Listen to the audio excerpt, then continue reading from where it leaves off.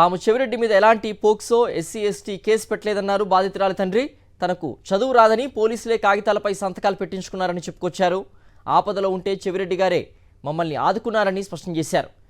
ఆదుకున్న వారిపై తాము ఎందుకు కేసు పెడతామని, అలా పెడితే అంతకన్నా పాపం ఉంటుందా అని క్లారిటీ ఇచ్చారు. ఏం జరిగింటే అన్నను ఫోన్ చేసి రమ్మన్నాం. మేము మా భార్య అందరం, మేము మా పిల్లలు, మేము ఫోన్ చేసి అన్నను రమ్మన్నాము. భాస్కర్ రెడ్డి ఆడికి వచ్చినాడు. మమ్మల్ని అడిగినాడు ఏం జరిగింది ఏమైనా విచారించుకున్నాడు. మేము చెప్పినాము జరిగిన సంగతి, అన్నయ్య మారి జరిగింది, వేరే వాళ్ళు ఎవరో తెలియదు కానీ గుర్తు తెలియని వ్యక్తుల పాపను మారి చేసినారని చెప్పినాము. చెప్తే పాడికి లోపల పోయి చూసినాడు. చూసి పోలీసు వాళ్ళు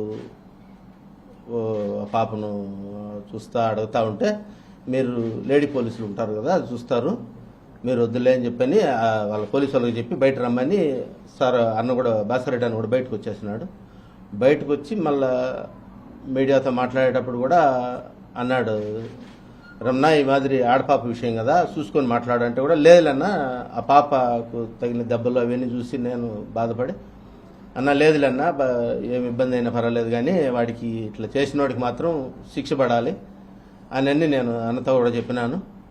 అన్న మీద కేసు కానీ నేను అటువంటి ఏమి పెట్టలేదు, కేసు పెట్టాల్సిన అవసరం లేదు. మా కోసం చూసేదానికి వచ్చి మేము ఫోన్ చేసి రమ్మని మళ్ళీ ఆయన మీద కేసు ఎందుకు పెడతాం, పాపం కదా అది మాకు. మీడియా ఎక్కువ ఇది చేస్తారు, పేపర్ మీద సంతకం పెట్టమని సంతకం పెట్టించుకున్నాను నా దగ్గర.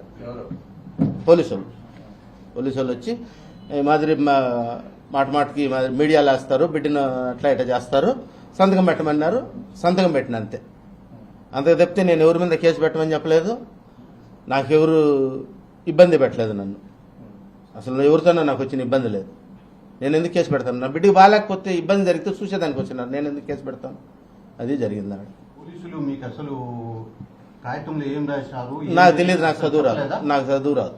వాళ్ళు అదే చెప్పింది, మీడియా మాటకు మీడియాకి వేస్తా అన్నారు, అది ఎయిరు నువ్వు సంతకం పెట్టు అని చెప్పినారు. సో చెవిరెడ్డి భాస్కర్ రెడ్డి గారి మీద కానీ నాగార్జున రెడ్డి నాకు తెలియదు. తెలియదు. సో ఇది మీకు తెలియకుండా పెట్టిన తప్పుడు కేసా?